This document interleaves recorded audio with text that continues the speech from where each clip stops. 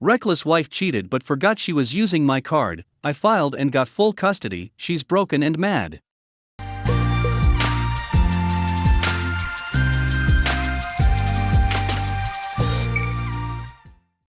I wish I had known these forums existed when I went through the hell of finding out my wife, now ex, was having an affair while I was on my last deployment to Afghanistan.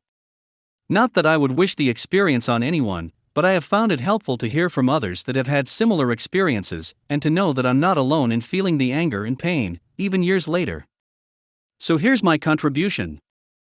Even though all of our normal bills had been put on auto payment prior to my deployment, I would occasionally log in and check balances, just to make sure everything was tracking and getting paid as it should. Money wasn't an issue, but I knew that between my wife's demanding job on a local military base and multiple kids to look after, something could fall between the cracks. On a whim, I opened up the Visa/debit card and started scrolling through the transaction history. The transactions were mostly routine, a few too many dinners out, but it's not easy being the parent managing things with a deployed spouse, so I wasn't going to say anything. Then I noticed a transaction that surprised me. An airline ticket to a tourist destination on the other side of the country. The trip was scheduled for next month, even though I had almost 6 months left on my deployment. The transaction had been processed several weeks prior. I tried to think of a good reason for my wife to book that flight and not tell me about it. It could not have been a work trip, not only because of the destination, but because government travel does not allow you to use your personal credit card. During our next Skype opportunity, after the kids were out of earshot, I casually mentioned the airline ticket and asked my wife what that was about. She hesitated and asked me how I knew about that. She never did online banking and was apparently unaware of the level of detail available online. She quickly recovered and told me that all of the stress of dealing with the kids by herself caused her to accept an invitation for a girls' mental health retreat with some of her female CO workers. I told her I understood she might be stressed, but still it seems like traveling across the country and leaving your kids at home without another parent might be something that we would have discussed before you purchased the plane ticket. Then I asked her who would be taking care of the children for the week she was gone. She responded that a 16-year-old neighbor girl would be watching our children, all of whom were young, with the youngest still in diapers. I replied that if there was not a responsible adult in the house taking care of the children, that I would personally notify Child Protective Services. So she quickly agreed to ask her mother to drive up and watch the kids. Of course, the reason she would be so reckless as to get a child to watch our children for a week was because her mother or any other adult might ask questions about the trip. She told her mother and the children that it was a business trip, but once I discovered the trip, she could not use that excuse with me because, as a service member and therefore a government employee myself, I would have seen right through that lie, hence the girls' retreat line. I half expected her to cancel the trip if it was not legitimate, because who in their right mind would go through with an affair once the spouse had discovered the tickets? But whether it was because she felt locked into her story and had to go through with it, or she simply wanted it so badly she was rationalizing that she would not get caught, she did get on the plane. When I was not able to reach my wife the day before the trip, I called my mother-in-law to check on the kids, and she told me my wife had left earlier in the day to spend the night in a hotel next to the airport. A little unusual, since we had flown out of that airport many times on vacations, and never had any problem driving the 50 miles the morning of the flight. Also, no hotel charge ever appeared for that night. I also kept waiting for any hotel charge to appear at the destination, and it never did, even though she was there a week. This particular tourist destination is famous for being expensive, and yet over the course of the week I only saw 2 charges on my wife's bank card. I could tell from the transactions that she was in fact at the destination she claimed to be going to, but how she managed to eat for a week and take in the sights without spending any money was another mystery. She never tried to contact me by phone or email the entire time she was on her so-called retreat, even though I had an Afghan cell phone as well as fairly regular access to email and the internet. I asked her to send me some pictures of her and her friends, explaining that it would do me good to see her enjoying herself and recharging her batteries, so to speak. Shockingly, she had not a single picture of a week in a tourist mecca. While she was at her destination, I was in a location with internet access and started reviewing phone logs. I found one number that she was sending and receiving calls to many times per day, including the middle of the night. The phone calls would often last over an hour. And these phone calls started not when I was in Afghanistan, but when I was in another state for a couple of months doing training for the deployment. I was essentially on the deployment because there was only a weekend back at home between the training and the deployment. I figured I had given her enough rope, so I started pressing her for the names of her friends that went on the trip with her. When she told me that all of the friends except one had backed out right before the trip, I knew she was panicking. She was trying to simplify her story. She gave me one name, but would not give me the last name or the department that this woman supposedly worked in. I then said we will come back to the name of the woman that supposedly went on the trip with her, but we really needed to discuss these phone records.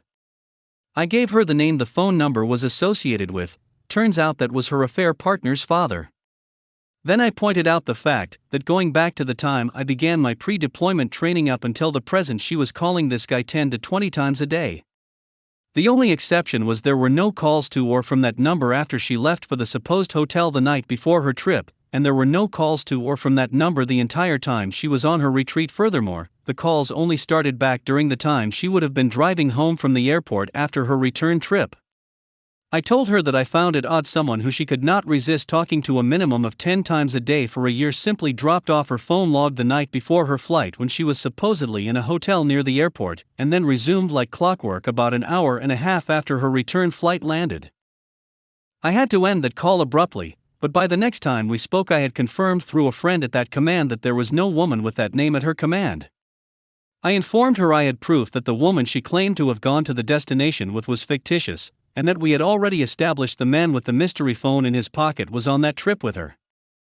She eventually admitted that it was a male coworker, but still claimed everyone else backed out on her, and so it was just by chance that this guy that she was calling multiple times a day for a year ended up being the one on the plane with her.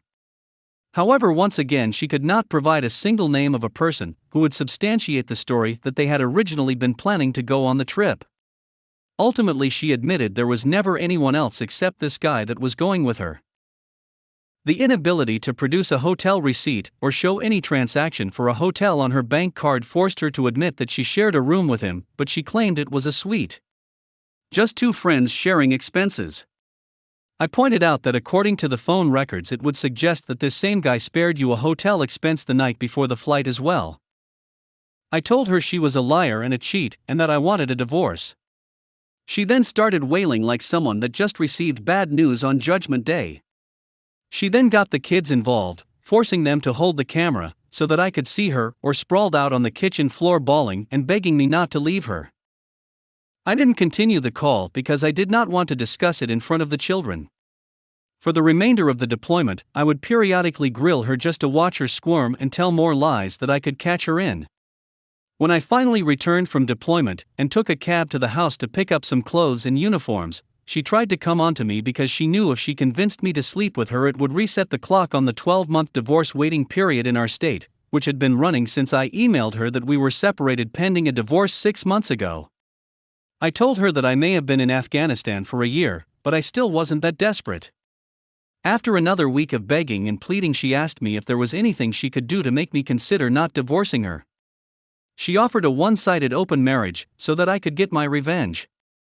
She offered to stay in a sexless marriage since I told her I would never touch her again. I replied that it was a long shot, but if she was completely honest and answered every question no matter how graphic, then maybe I would consider it.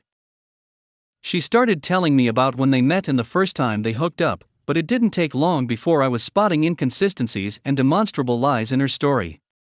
She was clearly lying to minimize her guilt. I didn't point this out at the moment because I wanted to let her spin the whole thing out before I started picking it apart. When I left for the hotel that evening, I asked her if she had stopped all contact with the affair partner, and she said she could if I really wanted her to. I told her that a sane person would not have made that comment, but yes, I really wanted her to, and she agreed. 4 days later, when she thought I was halfway to New York with the kids, I noticed on the locator app that we have on the phones that she was at a restaurant in a nearby city.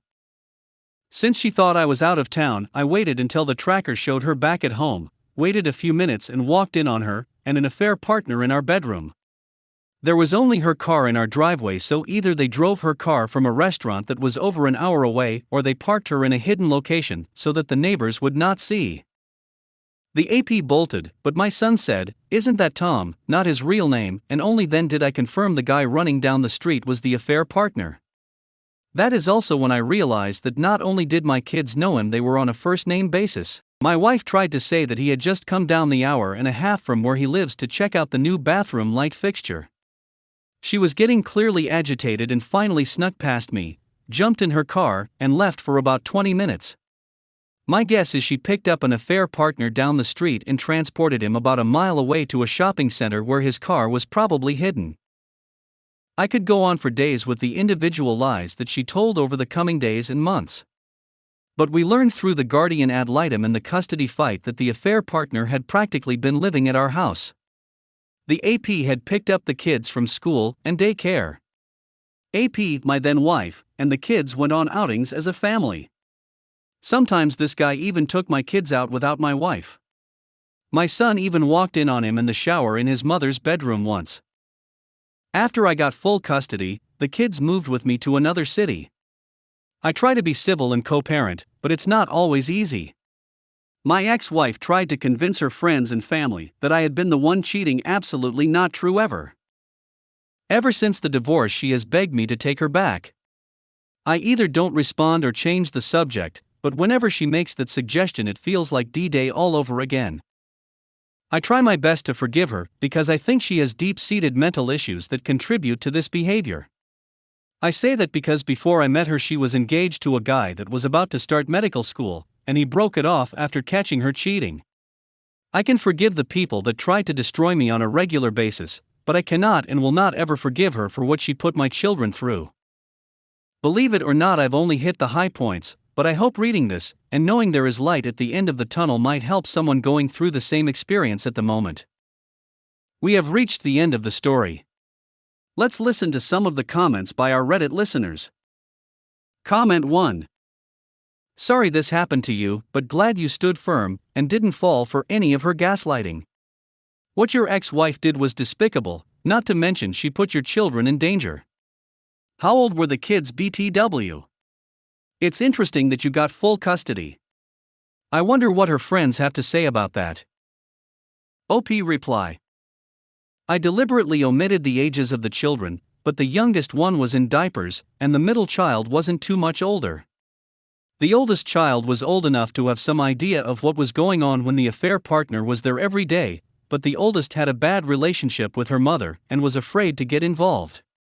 I think her friends and family were shocked at the custody outcome, but they only knew what she told them, and she painted a picture that was radically different from reality. The children all told the court they wanted to live with me, and the guardian ad litem report to the judge was brutal for my EXW. I could tell the first time I met with the guardian ad litem she was skeptical of me, and believed I was just asking for custody as leverage in the property settlement. By the time she talked to everyone that knew my ex and the children, she recommended to the court let the children be put in my custody immediately. Comment 2. With you being in full custody, does that mean no more deployment? By the way, how did you concentrate on work knowing that you'll need to wait for months before confronting, and that someone else is with your wife and kids? OP reply. The stage of career and the number of previous deployments means that barring WWII breaking out, I won't be deployed again. It was hard to focus. Thankfully, I was unaware my kids had ever met this douche before I came home and literally caught him in my bedroom with my wife. He dumped her after that. I found her emails trying to get him back, but he ghosted her. Comment 3. It sucked when my ex-wife would lie and deny, even as the evidence mounted. It must suck even worse when you are abroad serving your country. I am sorry. OP reply. My wife and I did everything in the face of overwhelming evidence for a long time. Then she confessed not everything, but most things in some graphic detail. When I told her that she still wasn't being completely honest and transparent, and we were going ahead with the divorce, then she recanted everything. Fortunately, I had my phone's voice recorder going, and have a dumb gulf full of her confession. Not that you really need a confession when your wife sneaks off to Las Vegas with the guy you find him in your bedroom with her when your kid walks in on him naked. Caught cheating wife sending her pics to her student, and now she's under investigation. Like the title says, my wife is currently the subject of an investigation into one of her graduate students' allegations that my wife behaved inappropriately towards her. The student is 24. My wife has been placed on leave until the conclusions of the investigation. The accusations include sexting from my wife to the student, suggestion that she might receive better letters of recommendation from my wife in exchange for sexual favors, unprofessional settings for meetings ostensibly about the student's upcoming MA thesis proposal, bars, our house when I was away for a weekend, and inappropriate physical contact like massages and comparing bra sizes. From what I understand, things went south as soon as my wife made sex a condition of the recommendation letters. That was the point where the student reported everything. I don't know to what extent everything before then was consensual. Usually in these cases, students can appear to be freely participating, but in reality they feel pressured to go along with it to protect their grades and careers. There is a power imbalance. My wife swears it was consensual and that the student initiated it. You can rest assured I do not take that at face value. Like the title says, I'm also a professor at this school, although in a very different department. I'm not oblivious to the reality of inappropriate relationships between students and the older people who are supposed to be their mentors. The reality is that there is an undeniable element of coercion at play. I have asked my wife to stay elsewhere while this is sorted out because I have a lot of thinking to do. Regardless of what the committee concludes, my wife definitively cheated. From there, the additional possibilities only get worse. I'm more or less decided that I'll soon be speaking to a divorce lawyer. My question is not about what to do with my wife, but with my colleagues. It's known that we're married. I imagine it's known in her department why she is on leave. The fall semester is about to start, and I'm dreading being the subject of gossip. My reputation will now be the husband of that woman who harassed her student. Or, among a sympathetic minority in her department, perhaps the guy who divorced his wife over a false allegation. I'm wary of talking about this with anyone I know in my personal life. I'm a pretty private person. I keep a strong boundary between my personal and professional lives. Unfortunately, this situation has probably broken that down. I'd be grateful for any advice on how to respond to anyone at school who brings this up. Lastly, and I'm not sure it even matters now, but there's the issue of all the ways my wife broke my trust. It's not just the cheating, it's also how she always presented herself as someone ethically offended by teacher-student relationships. She had never given me reason to think she was anything other than staunchly opposed, as you'd hope and expect from anyone working in education. I feel she betrayed me in terms of her values, not just her fidelity. Leading me for years to think she believed something that she then acted opposite of. She also kept her sexual orientation a secret from me. She always identified as straight, didn't give any signs contrary. Is it even worth trying to make sense of who she is as a person given all those deceptions? I feel completely lost underneath the anger, like I never actually knew her. I don't understand it. We have reached the end of the story. Let's listen to some of the comments by our Reddit listeners. Comment 1. This right here is the main thing about your wife. She was the person in authority, the older person, who should have known such a relationship was inappropriate. Consensual is irrelevant, it is a policy violation, at the least to have knowingly gone into this relationship. As for your colleagues, you can just say you are tired of talking about it and hearing about it. Don't give reasons. Don't defend or attack. Comment 2. Your wife is guilty of cheating. That's why you are divorcing her. And for me, this wouldn't even be a question, because let's be honest, if you don't, the rest of the faculty will think you condone her actions. That will play into any further career you have at this university, and quite possibly any other. So if it was me and anyone asked anything, I'd say I've retained a divorce attorney and leave it at that. Anyone with a lick of sense would pat you on the back and offer their support.